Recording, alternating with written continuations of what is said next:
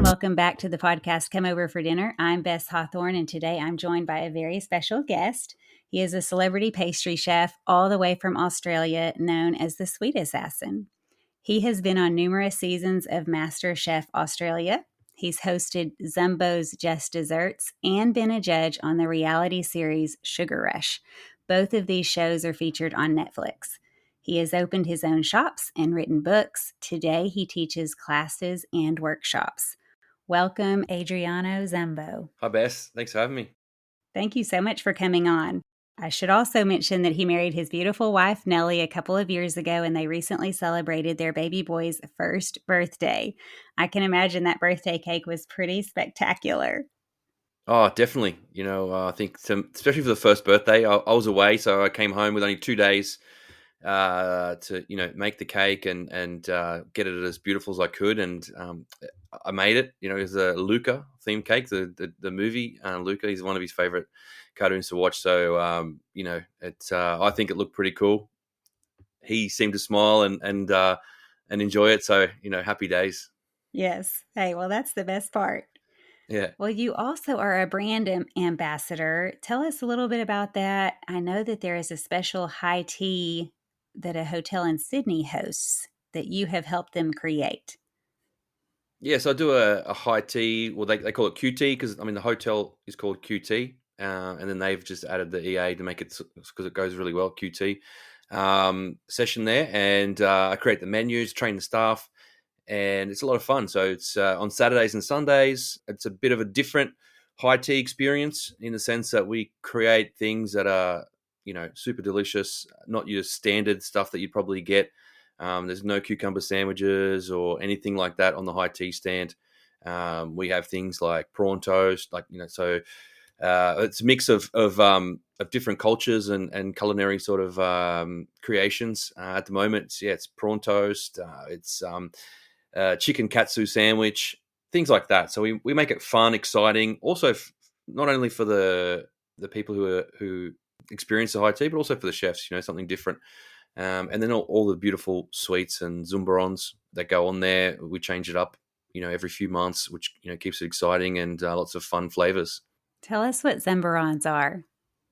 Zumbarons are my version of macarons, so a little bit of self-branding in in there from when I had the stores. It was something that was very big. Zumbarons were our biggest seller in our stores, and we really personalized them, and we felt that they are different that we put a little bit more effort into the flavor from a lot of the other ones that we used to sort of experience, definitely here in Australia.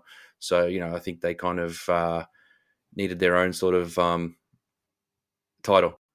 Their special name. Name, yeah. Yes, a very unique title. That's Well, it. you are known for mixing and matching flavors. Some of the macaron flavors that I read about were passion fruit, basil, and white chocolate.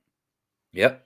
Beetroot, raspberry, chocolate salt and vinegar, salted butter popcorn, Kalamata olive. How do you come up with these really creative flavor combinations? They have to taste good in order for people to come and buy them. Oh, totally. It's all about just things pop into your mind all the time, and there's so many flavors you could create that we eat in everyday society, and a lot of time we're so used to them being in a certain form, and sometimes it's just playing with that form and bringing a different experience across to people to enjoy. And some of those flavors, like more savory kind of unique ones, they do taste good, but they're more of an experience. Like you wouldn't eat one every day or every week or something like that. Some people might. Some people really love it. But for me, it's an experience. You have it a few times. We might have it every now and then. But the core flavors are those classics that people buy day in and day out. And a lot of those flavors are kind of nostalgic as well through different sort of products that we've experienced from childhood through the years growing up. So I think those flavors are usually the most popular. But yeah, got to have some you got to have some fun and some experiments. Well, it sounds very fun. I would try all of them once. Again, I don't Nice. know if I would pick it every day, like you said. I'm not sure if I would pick salted butter Yeah. popcorn every day, but I would definitely try it once. Oh, no, that one you would. Oh, I would? I would eat that every day? Popcorn was the number one, like, when we had the stores, it was the Really? number one seller. Yeah. So instead of, People a people like it. It's butter and salt. It's just like, like when you're eating popcorn at the movies, yeah, like, you just keep eating it, right? Because it's just like, "Oh, why am I keep I'm not hungry. I've just gotta keep eating it." right. It's one of those You things. just can't eat one. It's just it's just Moorish. So when we're watching Zumbo's Just Desserts, that's what we need. Can we order these anywhere if we're not in Australia and going to the high tea? Is there any way to recreate these, or do we have to figure out how to make them ourselves? You have to figure out how to make them Oh, for now, yeah. dear. Hopefully one day, you never know, like, that'd be pretty cool if you could Do a just, mail order or jump. something. Yeah, and mail order. With all That's the it. other projects on your plate, just add that to the list. We need this in America. Exactly. Well, you have become known for technically challenging desserts. Not only are you called the Sweet Assassin, there was a whole list of other names. I mean, you might tell us some of them, but also Australia's answer to Willy Wonka. How did you become all about the sugar? How did you learn to make all of these amazing desserts? Yeah, just look, it's I wasn't academic at school. It wasn't that I couldn't apply myself to subjects. I just didn't have an interest to apply myself to most of those key subjects. I more excelled in sort of subjects that I connected with, and those were more hands-on subjects: woodwork, metalwork, home equality, economics. Which was cooking and all those kind of things. And geography was the only subject probably that's out of that category that I was good at. And the only reason I was good at it is because I traveled. My parents are Italian, and I traveled quite a bit when I was young, mainly only to Italy, but I went to a few other countries, obviously in Europe. But I had a little understanding for that, and then I played this game called Where in the World is Carmen Sandiego when I was at school. I did Yeah, too. and I think we're close to the same yeah, age. and it was on all the computers at school, and I used to sit in Oh, class yeah. and I'd just play it, and I learned At every. school? I never played it Oh, at you didn't? school. Oh, I played it at I school. don't Yeah, it think was part so. of our. And It was on our. it Yeah, it was on was? our commerce computers. And I that missed and that it. those big luggy computers back then, the old school big heavy things. And I used to go to every country. I knew every capital city because I played that game. Otherwise, I probably would never have known it. But like those little things were really key for me being great at geography. But how I got into sweets was my parents had a supermarket. I used to have to work every day after school. I worked every section, deli, checkout, all those things. Didn't enjoy it. I wasn't a real people person in the sense I was quite shy. So I steered clear of that. So my favorite jobs used to be stacking shelves because I played a lot of sports, so it was a good workout. Lifting boxes, putting them down, pushing the trolley around all the aisles, and so it was a great. I really enjoyed it. And then in-store bakery. I just found this place in in-store bakery where you could just mix colors and flavors, and I just liked the whole process that was involved in doing it. And it was just for like obviously because I had to work, but I started to really love it. Then I started making cakes, and I took a couple to school, and my teacher said, "Oh, you should keep doing this. These are awesome." And it just made me. It was one of those moments where I felt great, and it all kind of clicked in together. I left school at 15 and chased my apprenticeship in pastry. It was a gamble. I never knew if I was going to love it, like it, stick to it. But I reckon about 6 months in, I said to myself, like, oh, this is cool. I'm really enjoying this. And here I am today. The rest is history. It's been a journey and an adventure. So, the sweets, I was that kid in school because my parents had a supermarket. In my bag, I'd have 5 packets of lollies or candies, you call it there in the US. But like I have 5 packets of candies, and everyone's like, "Oh, what do you got today?" And it was just one of those things that it was just part of your nostalgic memories that you used to do, and I feel that all added to becoming a pastry chef in the sense that, like, as I grew through the years, you look back on those memories and go, "Oh, how do I create that more gourmet, right, to utilize in my profession?" And that you see that a lot these days now with a lot of food. Use that nostalgic sort of those key products that you eat when you're young, and people recreating them to make them better and more tasty and better for you. Yes. Well, you had to have been the most popular kid at school by far. In those moments, yes, yeah. Yes. And when you have that feeling, like you're talking about, you bring the candies to school and everybody's excited to see what do you have today. That is a really unique and special feeling. And so as adults, we do that when we create a meal for someone or we create a special dessert for someone's birthday. I mean, just that feeling of I'm providing something that they love, that's delicious, and everyone's happy right now. I think that is a feeling that when we're putting that much work into food, we all hope to get that out of it. Oh, totally. Oh, there's no better feeling, right? Someone enjoying what you do, and that's what you put all that effort in for. I totally agree with what you just said. It's amazing. So, the supermarket, was that the beginning of your education? Did the employees there teach you some of the things that they did? Did they pass on knowledge, or no, you just Not, kind of played around and then you found knowledge during your yeah, not really. apprenticeships later More in on? my apprenticeship. Like that first job was more of a par bake situation. So like things come in like already made. You just got to prove and bake, or cake mixes. Like you just kind of like using premix and stuff like that. So it was more just the procedures, the ability of what you could do, making icings and coloring it, the flavor, all those kind of things is where I kind of really started to enjoy it. The backbone of baking, I didn't do a lot of it at that stage. It was more the finishing, the baking, just the whole process. I mean, even mixing a premix cake as a kid is still fun, right? It's not that you have to weigh up everything, but it started that itch in my brain to sort of go, okay, well, I want to know more about this, and then starting an apprenticeship.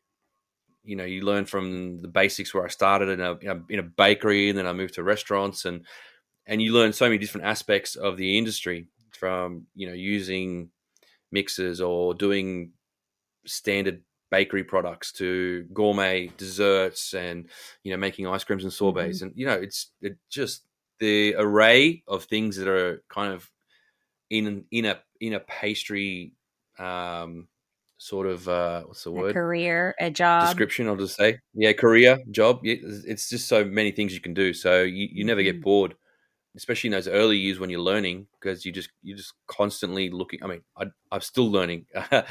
You never stop learning in food. It's forever changing, and there's forever new things and new ways, and so it's always exciting. Yeah, that's true.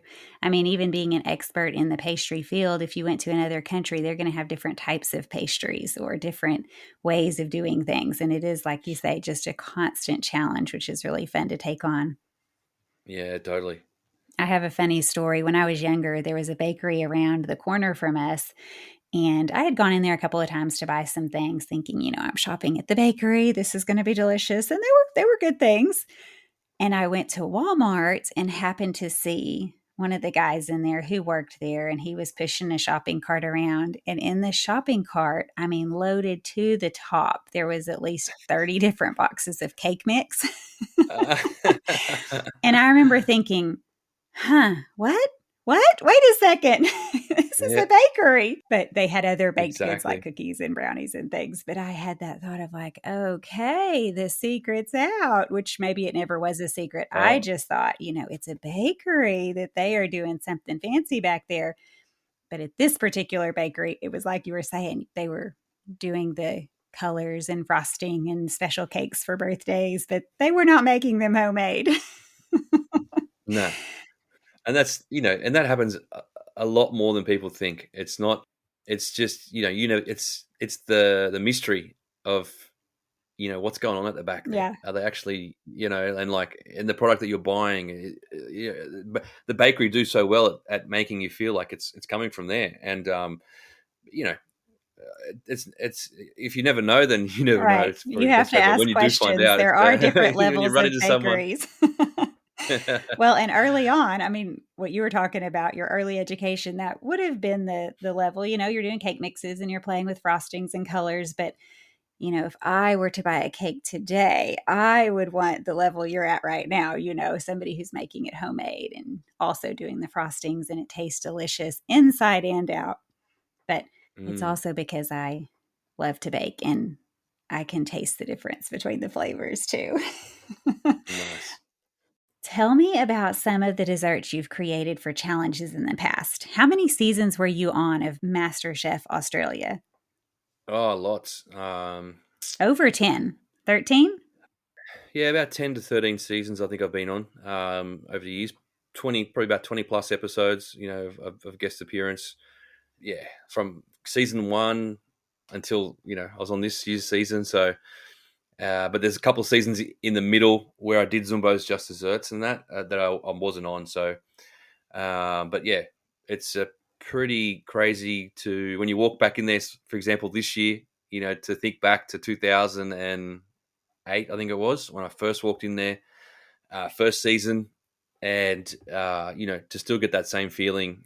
They do a good job, and it's a beautiful experience and to see all the people they're putting their skills on the table, trying to show the country what they can do. So obviously the skill level has grown immensely because where we are at, I think now in food and culinary and the accessibility that we have to skills, techniques, and flavors, and the world of what you can make. It's a lot different to it was in 2008. Where you kind of got a different bunch of contestants because they could cook, but they cook in a different way. They cooked it in what they kind of knew in their world, whereas now like it's just endless. So when you were a contestant, did you was it just desserts, or were you required to do everything, the whole meal? Oh no, I've only been a guest chef, so I've only gone on there and challenged them Okay. to make things. Yeah, Okay. I've never been a contestant. I have been a contestant on Dessert Masters, which is Okay. a MasterChef spin-off that's just desserts.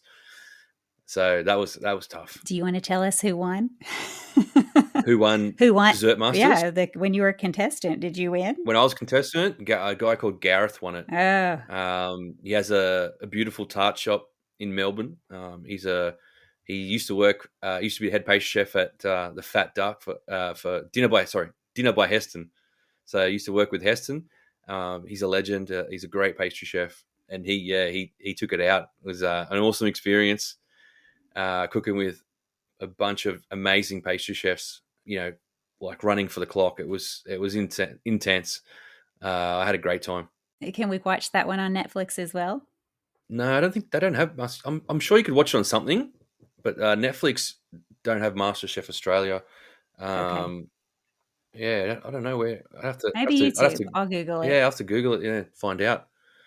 If I can find it, I'll put a link. I have a website. It's called comeoverfordinner.com, and you can look under recipes, and he'll have a blog post, and just anything we talk about, we'll have links to things and to the shows we're talking about. If we recommend any products, we'll have that there. There's also a shop page where you can look at the products by category. If we talk about any recipes in particular, that's also on the index. So you can find all of that at comeoverfordinner.com, so you don't have to pause the episode and make notes. I do it all for you. You were also a judge on Sugar Rush. Tell me a little bit about that. Did you also on that show challenge them to create some of your creations? Like you showed them something and they had to do it, or did you just taste what they created based on what the show decided they were going to make? Exactly. Yeah, I was a judge. I didn't have to make anything, present it, tell them you've only got 2 hours to make this. But yeah, got to try everybody's creations, and then with the other judges, we got to taste and give our critique and pick winners. So it was good fun. I really enjoyed that show. It was, it had 3 different rounds that were just all really intense and time driven, and the pressure was always on the contestants. So, and just seeing the amazing talent, in America there that you guys have, it's just out of this world, especially in baking, and to be able to do it in such quick time. Oh, that would stress me out watching that Oh, happen. some of the stuff they made was it's just nuts watching some people. Like it's It's a big difference. incredible. Some people really struggle, and then you just watch some other people that just like smash. You just go, you made that in 2.5 hours. It's like wow. Right. How did you Yeah. do it? Yes. There's some serious brain power going on. Yeah, that's pretty incredible. But, how do you apply for that kind of job? I would love to be a judge of tasting all of those incredible desserts. That's a pretty great thing to be asked to do. Oh, it's awesome. It's awesome to be a part of, and yeah, and the people around you there. It's a great experience. What would you say your signature dessert is? We've talked a little bit about your macarons. You're known for those. You are the master of macarons, another title he's been given. You're Uh, famous for those and all the different yeah, definitely famous for combinations those. you have. But Um, anything Signature else? dessert, I'd say probably is the V8 cake, which is a V8 vanilla. That's probably the cake I'm probably most known for. Now, V8 in America, that's tomato juice. As well here in Australia, Okay. we have the same brand, V8 tomato I juice. am trying to picture this. So this cake originated. I had to make a cake for like a culinary legend, a lady called Margaret Fulton. She's, I mean, passed now, but she was her 85th birthday, and she's like, yeah, kind of like, it's got that sort of image of like Julia Child, sort of Martha Stewart, like that sort of stature Mhm. in the food world here in Australia.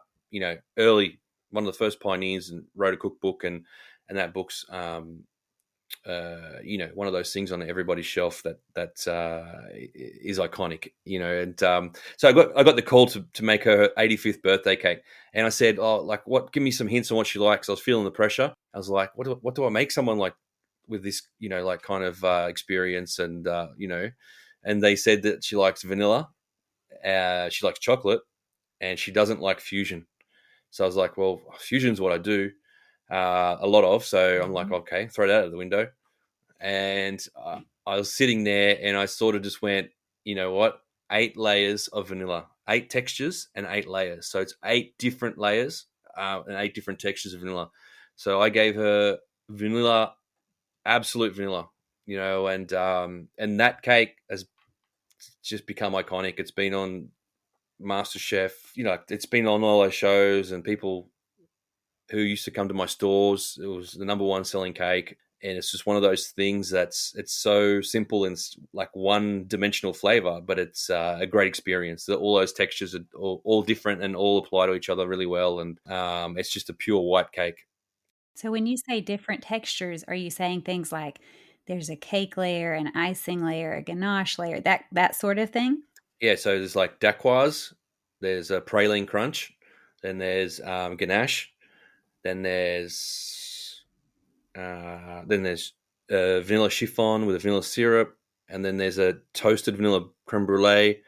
Then there's a vanilla macaron, and then there's a vanilla jelly, and then that gets like you make that part first, and then you cut it, and then you make a vanilla chantilly cream, and then you push that into a mold, and you push that cut out inside that, and then you chill it, pop it out of the mold, and then you glaze that in the vanilla glaze, and then it gets some chocolate decoration and stuff. But yeah, so it's a great vanilla experience.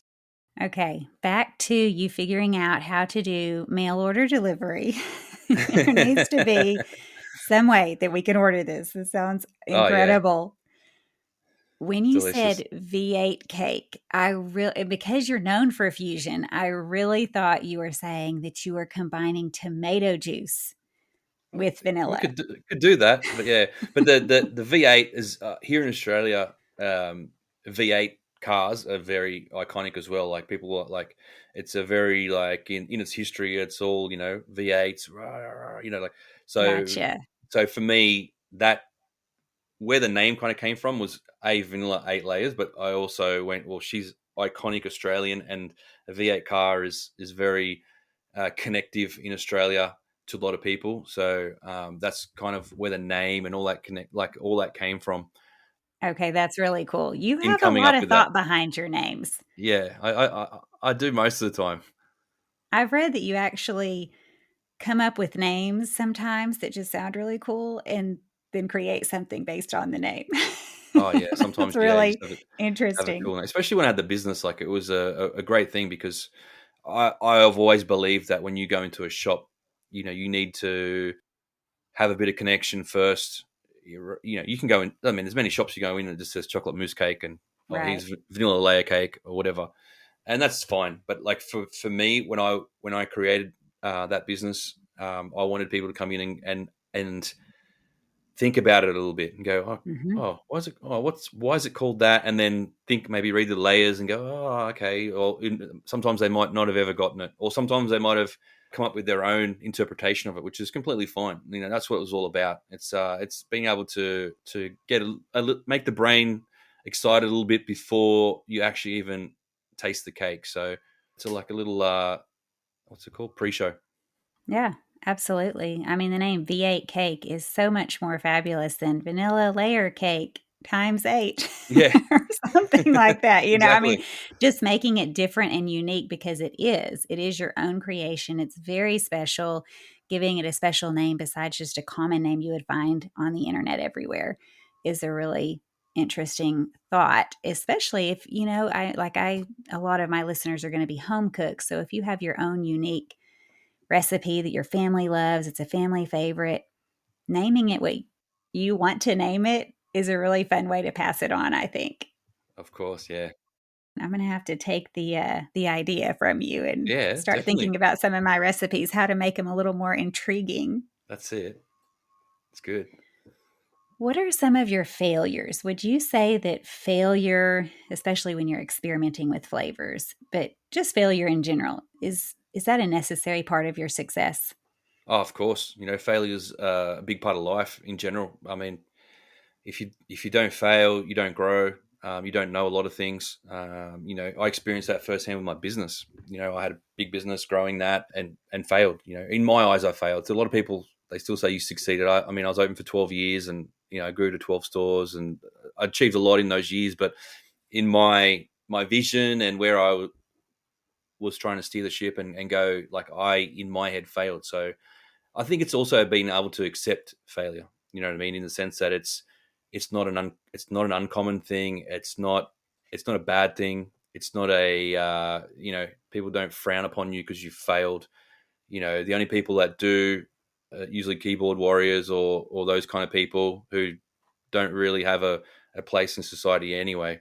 So failure, I believe you know, I mean, they should teach it as a subject at school. It's a key thing to know and understand because if you spend all your life thinking about success and never ever, you know what I mean? Like it's the Mhm. only thing you don't have any skill to navigate left, right, up, down, around. How do I bounce back? How do I get myself back up again? How do I go that way? No, this didn't go exactly to plan. I need to find a different path. Like if you don't learn those things, Mhm. in business, life, creating a cake, whatever it is, because the same thing happens when you're creating a cake. You Exactly. can go 3 layers in, the fourth layer doesn't work, and you're like, and a lot of people will just pull up and go, like it's too much. Mhm. You have to be able to navigate to go, how do I fix this? How do I, whether it's on the spot and you need to fix it immediately, or it's you're creating something that you want to release, and you go, okay, let's pull it to the side. What do I need to adjust? What do I need to fix? Where is the problem coming from? And how do I, evaluate it? You're obviously in the whole process, you're going to learn so many things. Right. Did I use too much of this? Did I spend too much here? Did I, there's a million different scenarios that you can to put into come up with an end result of failure. But in the end, it's as long as you can accept it, understand it, move forward, and learn from it, and just keep doing what you do. I think that's the key. So I mean, I look at cooking a whole different way now.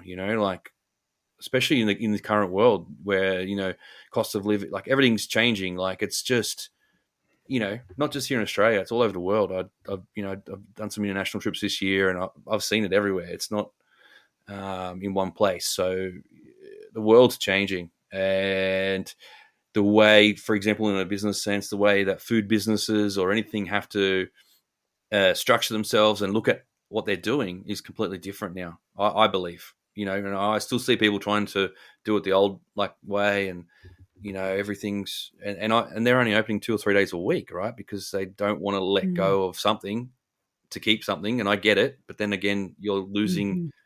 this potential, income. So, you have to really look at, uh, What is successful now, right? What's failing? yeah, Is life I think so. changing? Is the like you said, the world is changing. Is what It's I'm changing. doing still working? Yeah, Yep. failure for sure is I agree with what you said. Just it's such a necessary part of learning and growth. And I think we often think that we're not going supposed to fail. And so the people that can't recover from it are the ones that don't move forward. Like you said, sometimes people Correct. have a failure and they just kind of, I don't know, I guess just get real flustered and anxious everything kind of stops. And Everything stops, and you know what? It's okay to stop for a bit. It's like it's just natural when it happens. I mean, you're obviously going to be not at your peak, but it's how you move forward from that. It's how you recover, how you start to work out your mental philosophy to say where can I go from this. I think that's Mhm. the key. Yeah. Yep. Throwing away the disaster and starting again, or Yeah, figuring out how new to day. fix it, or Yeah, just smiling and laughing because it's just life. I mean, I know I've said this before on the podcast, but in every situation, you really do have a choice. There's often two reactions you can have, like we're talking about minimal disasters. If your soup burns and company's on the way and it's just inedible, you can absolutely have a meltdown. Your whole family is running to hide. Or you can just laugh, tell the company that pizza's on the way. I mean, yeah, you can choose to have a different reaction and somehow find a way to grow in that moment and think through, you know, what can I do better next time? Good advice. Before we move forward, a big thank you to the sponsors for supporting today's episode. Are you searching for hands on activities to help your kids explore the practical side of science? Look no further than your kitchen. Inquisicook blends food science and culinary arts into an engaging program that puts delicious food on the family table. Let Inquisicook do the teaching with lesson videos, reliable recipes, and assessment tools that put students on track for success. Their online platform is easy to navigate and optimized for mobile, so the learning experience can move from the classroom to the kitchen without a hitch.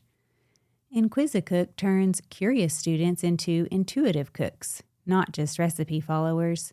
Say goodbye to the tyranny of the ingredients list and say hello to utilizing what's in season, what's on sale, or what's in the fridge. Visit inquisicook.com to view sample lessons, then check out the recipe gallery to see just how crave-worthy science can be. Today's culture shifts like sand, but New St. Andrews College is established on Christ, the immovable rock. The college is a premier institution that forges evangelical leaders who don't fear or hate the world. Guided by God's Word, equipped with the genius of classical liberal arts and God-honoring wisdom, with a faculty dedicated to academic rigor and to God's kingdom, New St. Andrews College offers an education that frees people.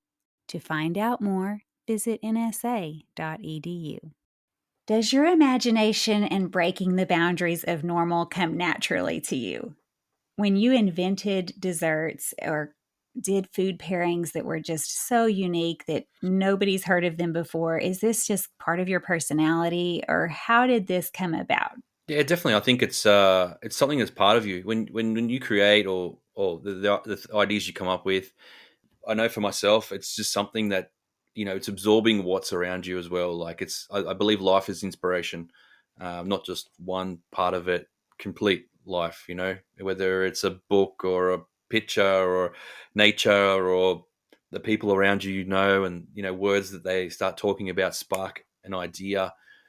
Um, Flavors someone might put in a dish that you're not going to recreate that dish, but it sparks this thing going, Mm-hmm. oh, that would be great with vanilla and saffron, like things like that. So naturally, your brain has this connective tissue that sort of pieces everything together, and as you move on in your career, it gets for me, I feel like it gets stronger and stronger, in a sense that you can I mean over the years I feel like I can you can taste a dish in your head. It doesn't mean it's going to work 100%, but most of the time you're very close, from knowing the taste that those flavors give you, the characteristics of those flavors. You can literally go, okay, yeah, well, I'm going to pair grapefruit with yogurt and jasmine tea, and it's going to be close to what you want, right? Maybe add white chocolate, right? Because we need a bit of sweetness. We've got bitter, you've got sweet, you got fragrance, you got all these things happening, you got acidity from the yogurt. So you know those characteristics,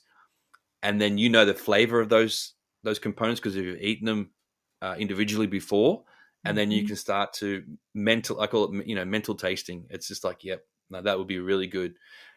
That's the first part. Then the second part is like putting it together, right? It's getting the balance of those ingredients and working out how much of each you need. But yeah, I think the people like kind of naturally get those crazy flavor combinations that just it kind of comes to them once you get it, and you can kind of usually see it in people's work in the sense that when you see something that's a little bit left of field, that you go, oh, that person's like really in touch with what they're doing. It's the little additions to dishes, where you unexpected. That's where I kind of find or see when people can really really have that extra layer of flavor and food creativity. It's just these little things you go, where did that come from?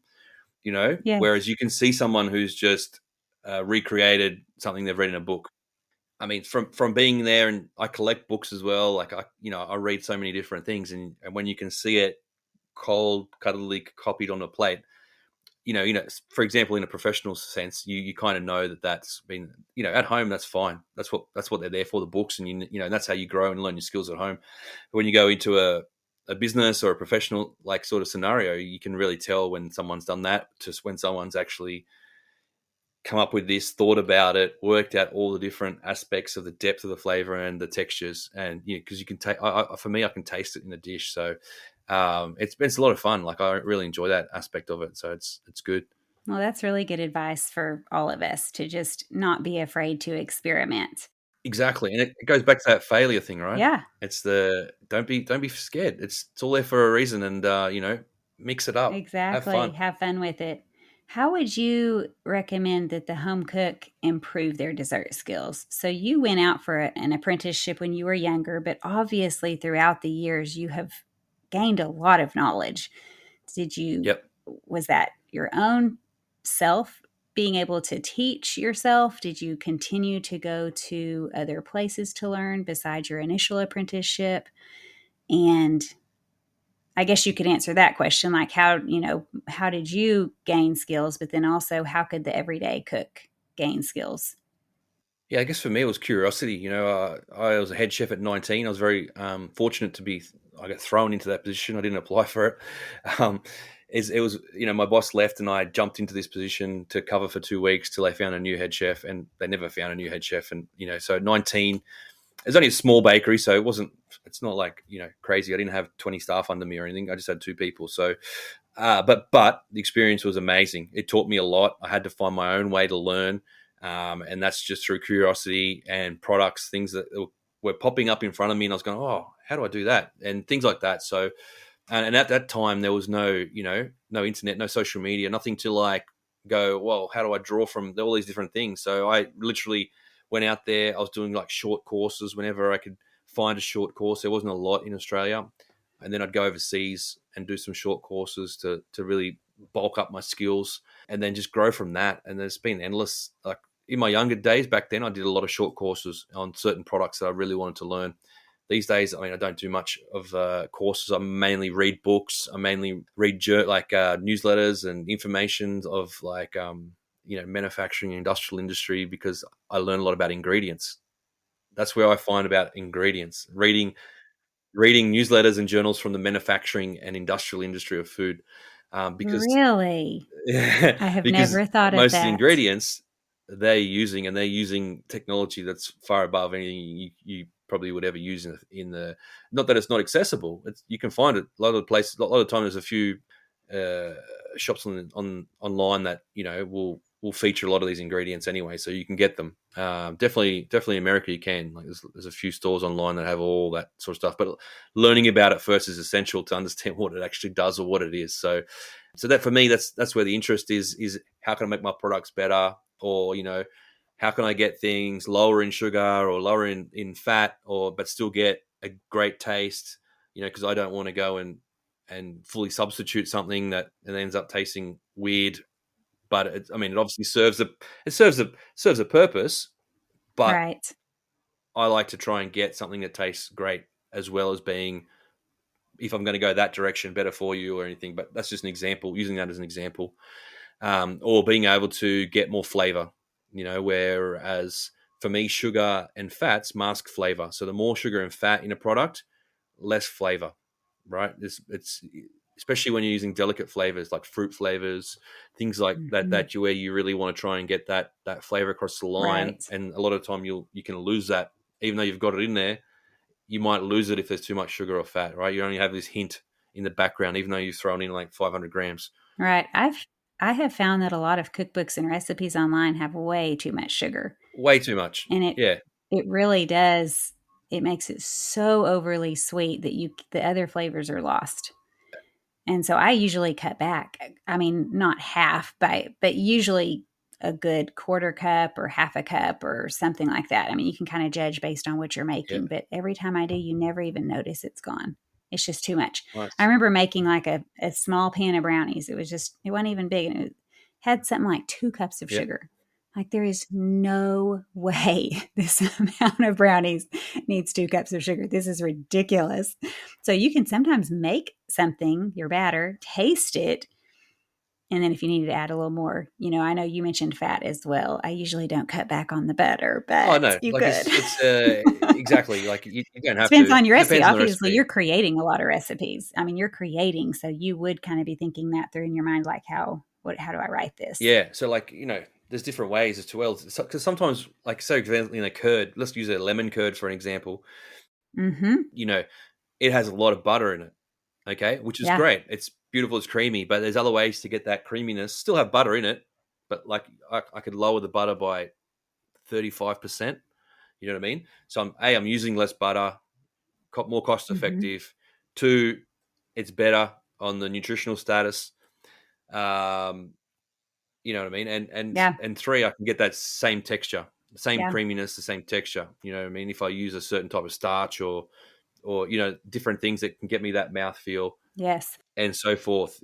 Which is it's a different. I mean, at home you're probably not going to tinker in that too much, but I think one day you will, right? One day Yeah. that will come across, and people at home will be really willing to try and achieve that. And but so it's good fun. It's everyone's different and likes different things. So Sure. um, and I think that's the beauty of food. It is what it is, how you like it, and you find people that you trust, in a sense of if you like to eat their food or whatever, and then you kind of you find your pathway that way. But yeah, I'd say that's the fun part.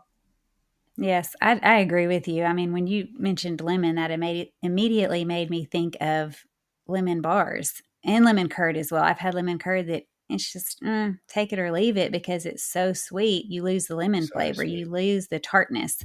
My Yep. favorite lemon bars are the ones that are sweet, but really that have that tartness, that bright lemon flavor coming through. Mm. I've had some that are so sugary, you just, I can't even eat Yeah, it. It's not once it's good. sugary lemon, like yeah, exactly. You just lose that the lemony effect of it. Mhm.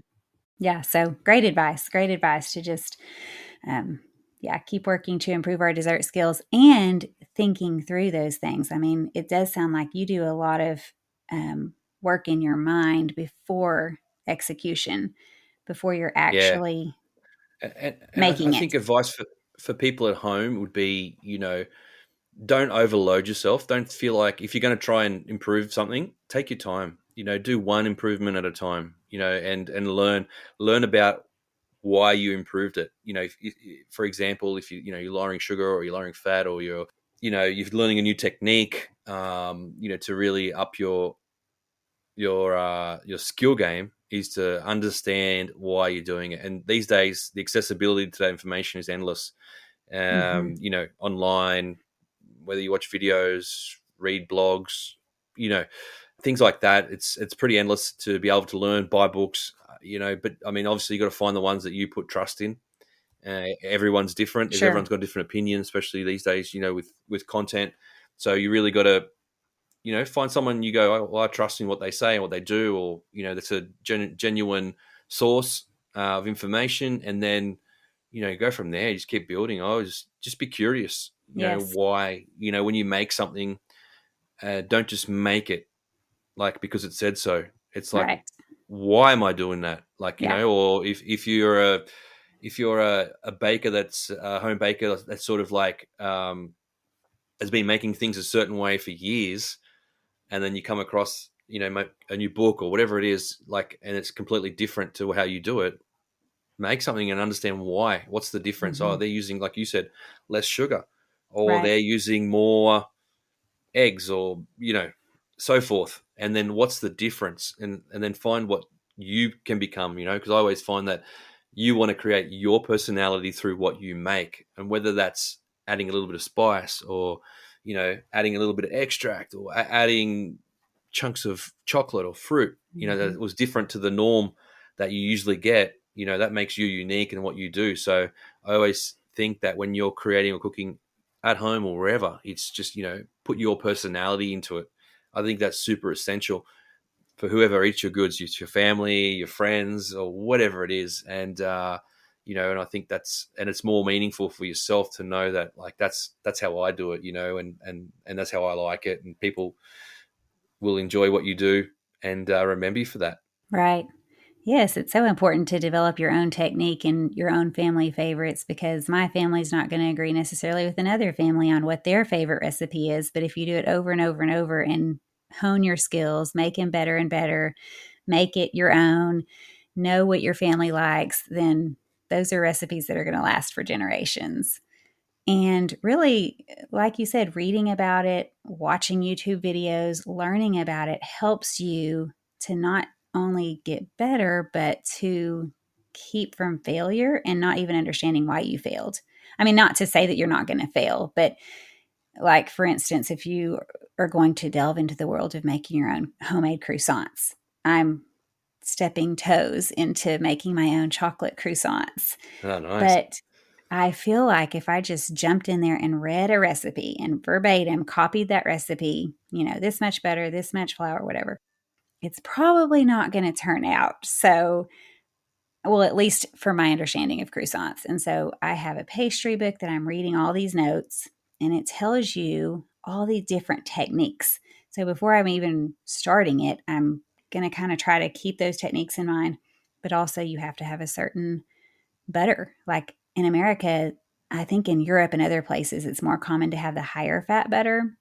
In Mm, America, most grocery stores, that's not the typical butter. If you're going to buy that, like Kerrygold is a brand here from Ireland, I believe. Ireland. Yes. Ireland. And so It's good butter. That's good it butter. is good butter. It's more expensive. So you're not typically buying that for your just everyday use.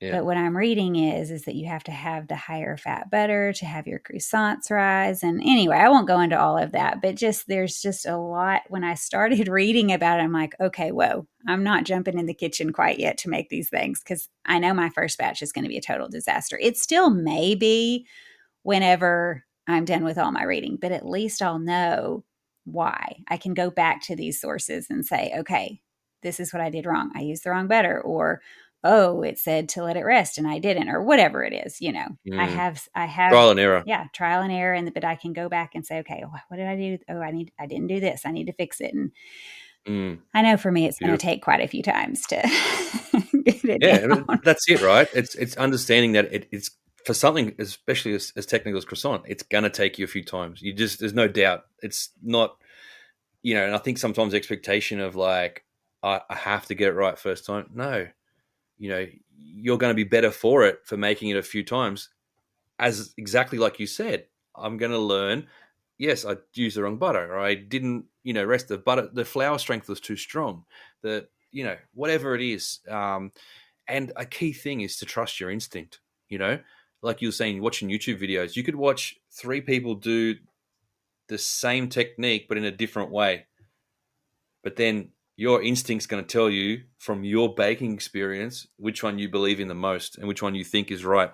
And I always believe to go that one first. Most of the time, it's going to be the one that usually works the best for you, but sometimes it might not be. But, like, I always think that you need to, you trust that instinct. Like, I can watch recipes, and yes, okay, I'm a professional, but you can pick. And I think people at home can do the same. It's not you can understand from baking Hmm.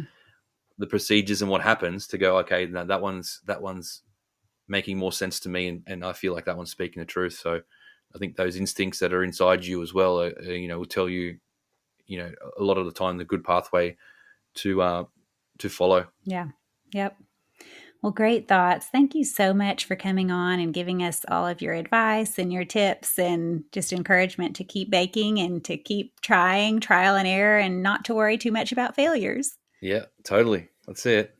Keep making that magic. That's right. Keep making the magic. Tell us, where can we find you? I know you are called the Sweet Assassin on Instagram. Is there anywhere else where we can see some of the work you're doing? Pretty much across like any social. I'm Sweet Assassin on most social platforms. At the I have a website, but it's under construction at the moment. That's the word I use. Is still getting fixed. So it's adrianozumbo.com. Hopefully, I'll get that up by the end of the year.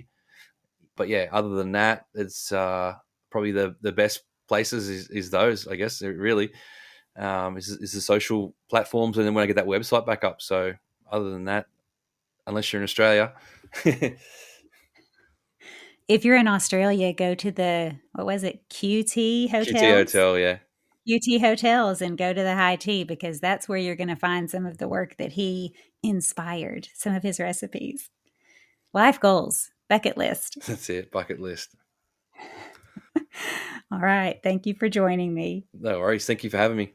Until next time, bye for now.